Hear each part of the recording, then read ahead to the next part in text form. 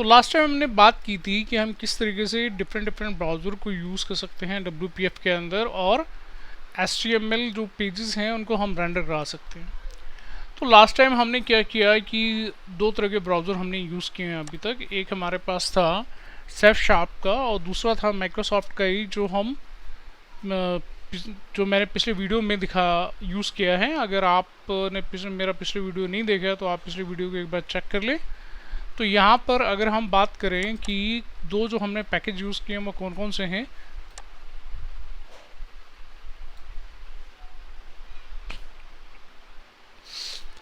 तो जो दो पैकेज हमने यूज़ किए हैं वो पहला वाला पैकेज जो हमारे पास है safsharp.wpf है, और दूसरा जो पैकेज है वो माइक्रोसॉफ्ट का पैकेज है microsoft.bab.babview.wpf।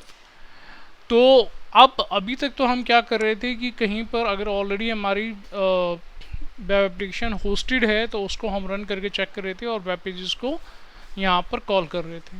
बट सपोज करें कि आपका खुद का एक HTML पेज है और आप अगर एप्लीकेशन के अंदर उस HTML पेज को रखते हैं और उस HTML पेज को रेंडर कराना चाहते हैं ब्राउज़र, एम्बेडेड ब्राउज़र के थ्रू, तो कैसे पॉसिबल है?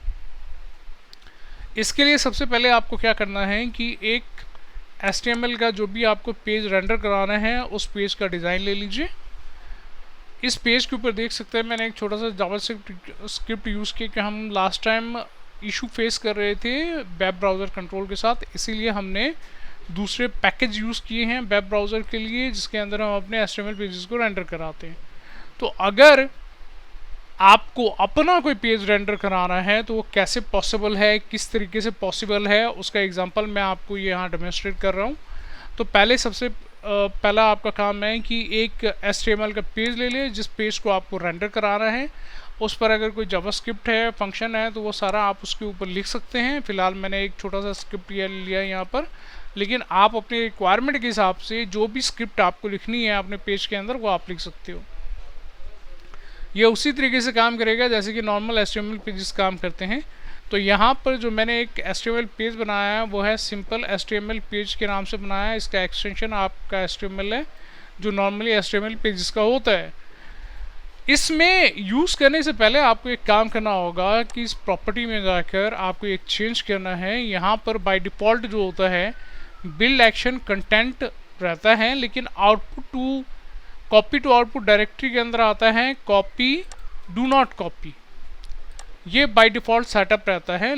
जब आप पेज को यहाँ पर पेस्ट करते हैं, इस पेज को जब आप अपने प्रोजेक्ट के अंदर लेके आते हैं उस टाइम पर इसका डिफ़ॉल्ट सेटअप रहता है। तो हमें इसके सेटअप में थोड़ा सा चेंज करना पड़ता है। सबसे पहले आप क्या करेंगे कि यहाँ पर जो बिल्ड एक्शन है वो तो कंटेंट टाइप ही रहेगा, but copy to output directory में डू नॉट कॉपी की जगह यहाँ पर आप इन दोनों में से किसी एक ऑप्शन को चूज़ कर लिए। कॉपी न्यूअर जो है वो जनरली मैं चूज़ करता हूँ।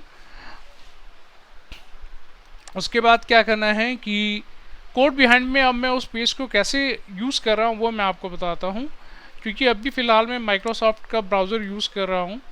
माइक्रोसॉफ्ट का जो पैकेज है वो यूज़ कर रहा हूँ microsoft.bab.babview।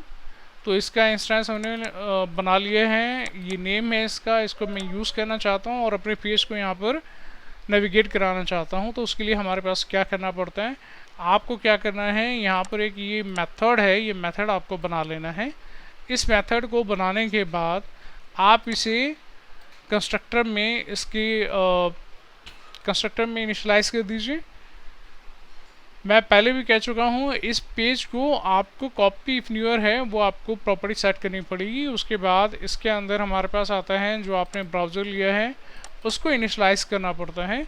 इनिशियलाइज़ करने के बाद जो आपका HTML पेज है उसे हमें स्ट्रिंग में कन्वर्ट करना पड़ता है, और वो स्ट्रिंग को ही हमें इस ब्राउज़र के लिए एम्बेडेड ब्राउज़र में पास करना पड़ता है। तो यही जो स्ट्रिंग वाला पेज है वो रेंडर करेगा as an HTML page in embedded browser. तो यही इसका इनिशियल सेटअप है जिसके थ्रू आप किसी भी HTML पेज को, चाहे आपका वो कितना बड़ा भी पेज रहा हो, बट इसकी एक लिमिटेशन भी है वो मैं आपको बताऊंगा कि इसमें बहुत ज़्यादा लेंदी जो HTML पेज है उसको हम यूज़ नहीं कर पाते हैं। उसका एक लिमिटेशन दिया हुआ है कि कुछ किलोबाइट तक के पेज को ही हम यूज़ कर सकते हैं। तो यहाँ पर अभी फ़िलहाल हम इसे चला के देख लेते हैं और देखते हैं कि जो ये हमारा HTML पेज है वो रेंडर हो रहा है या नहीं हो रहा।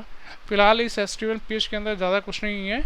यहाँ पर सिंपल सा एक नो स्क्रिप्ट लिया गया है, एक पैराग्राफ हमने लिया है, साथ ही हमने एक पैराग्राफ लिया है इसके अंदर जावास्क्रिप्ट के थ्रू। ये हेलो जावास्क्रिप्ट जो है वो इसके अंदर मैं इंसर्ट करवा रहा हूँ।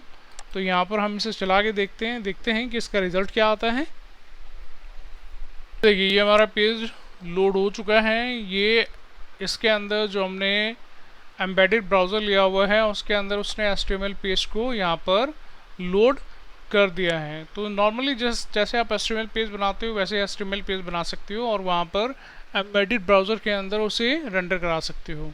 तो ये तरीका है कि अगर आपका अपना कोई HTML पेज है तो आप अपने HTML पेज को किस तरीके से एम्बेडेड जो WPF है उसके अंदर ब्राउज़र के अंदर एम्बेडेड ब्राउज़र के अंदर यूज़ कर सकते हैं, उसे रेंडर करा सकते हैं। तो ये एक मेथड है।